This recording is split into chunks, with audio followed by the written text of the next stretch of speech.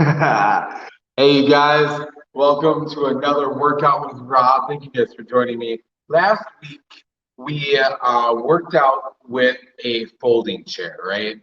That was fun. We did a couple exercises with the folding chair. It gave me the idea, let's try and do some other fun exercises with other household-based things, you know? And what's one thing that you can kind of get your hands on pretty easily, whether it's a milk jug, whether it's a water jug, is a gallon jug. There's the water gallon jug, full to the top. Cool part about a water jug, it's really easy to change the weight of it. You take the cap off and dump it out. If you need more weight to it, you can fill it back up with water from the tap. If you find what works well, or you want to have multiple, I suggest gluing the top shut eventually, because sometimes they can get loose, or if you drop it, it's going to spill. So there are some downsides to it, but typically a water jug is good. What I like too about a water jug is you have a handle. And the handles really benefit when we're trying to do exercises. So I'm just going to show you guys a couple of different exercises that you can do with the water jug at home, and utilize these however you'd like. So some people I know will ask about modifications. If you need modifications, I will try to explain some, but a lot of times they're very specific person to person. So if you need modifications, if you're worried that a movement isn't going to fit quite right, reach out to me or drop a comment below and tag me, so then I see it and I can make sure I reach out to you and help you with modifications. But the cool part about a water jug, it's very easily accessible, and it's always going to be it's always kind of around, right? So one of the first exercises I want to show you with the water jug is, because of that handle, is your bicep curl. Now, a lot of people will see bicep curls, or you'll see people doing bicep curls, and you'll see them, standing there, and they're going like this, right? Kind of like they're running, and they're doing kind of curls, swinging their curls up and stuff like that. Unfortunately, that's a little too fast and not as controlled to really actively isolate that bicep. And so I'm going to show you not only how to use the water jug to be able to do a bicep curl, but you can use the same technique using a dumbbell, using cans of soup, whatever it is that you can hold on to and be able to grip with. So one of the things that I always have everyone start with, make sure that I'm far enough away. I hope you guys can hear me. If you can't hear me, please let me know if you're watching. And I like to get our elbows down to our side. So we want our elbows down to our side. We want our arm kind of isolated here. And I like to start from almost a midway point. I like to be here. I never like to get to a point where you're fully extended, because then you're letting the muscles relax a little bit more. And if you're really trying to isolate this bicep, you want to be able to keep that kind of a little bit more tension. And so when I do my bicep curls, I keep my arms to my side nice and tight, and I really isolate the movement of that forearm and wrist. And one of the things that gets lost, I think, in a lot of people when they do curls is they don't curl. So if you just come straight up like this, you're not activating the full bicep. But if you come up and curl your wrist up and down, you're activating more of your bicep, and you're going to see more right there in that general focus. So watch when I come up and I curl, you're getting a little bit more. So using that water jug and using that handle allows you to be able to isolate that bicep a little bit more. You can do this on both sides. You can do 2 separate water jugs if you want. And once again, if a full water jug is too much, you all, work yourself up to a full water jug. Dump some of the water out. Start with something smaller. Start with a can of soup. But remember to curl up as you come up. A bicep curl involves and needs that curl. So that's exercise 1 with your water jug, bicep curls. Another exercise that you can do with your water jug is you can do like an overhead squat or an overhead push.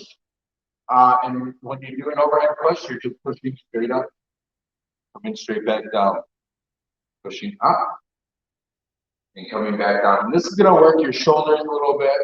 You can really keep your hands on the outside edge of your water jug. So now we're over here. We're not using that handle. We're using the outside edge of it. And you're really just focusing on pushing above your head and coming back down to your chest. Pushing above your head and coming back down to your chest. Above your head, back down to your chest. And you'll start to feel that in your shoulders and in your arms as well too. So that's number 2, second good exercise for that.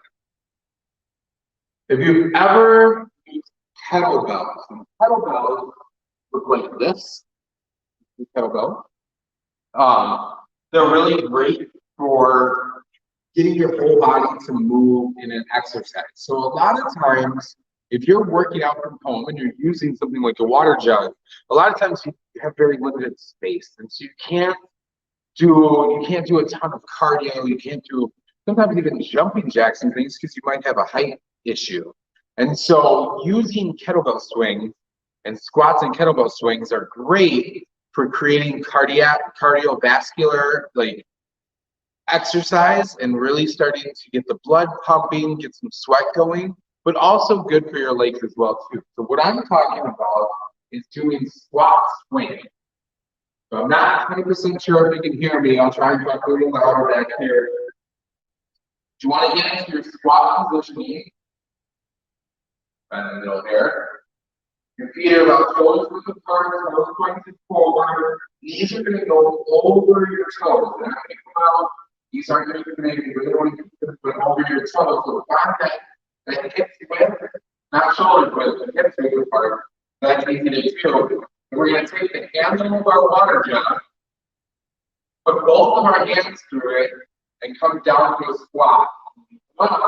Just roll that water jug right on front of us. We're not trying to put it over our head. We're trying to put it right in front of us. You show me here from the side. Still, I'm not trying to go above my shoulders with the water jug. Now, what's great about that swing is that you are actually utilizing both your legs and as much of your legs as possible. And so that actually creates more blood flow, more blood pump in your body, which is really a big benefit to getting your heart pumping blood, which is cardiovascular. And so the more you can do that, it's going to help you with a lot of like heart issues, and just kind of keep the blood flow moving a little bit better, which is going to help you burn calories. When your body is using muscles to be able to pump blood, you're using energy. When your body uses energy, it's burning calories. And a lot of people, that's what people want in the long run as well too. So we have our curls, we have our pushes, we have our swings. And the final one that I want to do with you all is our turns. So what you can do with this jug here, hold it out in front of you. This is going to be arm exercise because you have to hold it. But it's also going to be core exercise. We're going to turn both directions, coming back and forth, keeping that water jug at shoulder's height. You're getting shoulder exercise out of it. Also going to work that core, which all of us need a little bit of help on that core, and me included. And so I love those turns because when you do those turns, you really are activating outer abdominal muscles that you don't use nearly as much, which everybody likes to do and be able to get those exercises from it as well too. So those are 4 fun, simple exercises you can do with a water jug at home at any time. And what I normally suggest is find a balance between reps and sets. So reps are how many times you do it. Sets are how many times you do those reps. Typically, the average is between 8 and 12 reps and 2 to 3 sets. Find what works for you. A lot of us are just learning to start moving again, or we're just getting back to being active again after a break with COVID and all of that. Don't hurt yourself. Don't overextend yourself. Because if you do, Yeah, maybe you'll push yourself really hard today, but are you going to want to work out the next couple of days? Probably not. And so you want to make sure you find a balance of the amounts of exercise you're doing and have some fun with it. Try different things out. Let me know if there's any other household objects you want me to try and do some exercises or workouts with. We'll have some fun over the next couple of weeks here. And every Thursday, pop on here on Peacemaker Wellness page and check out the next workout with Rob. Thanks, you guys. Have a good rest of your day.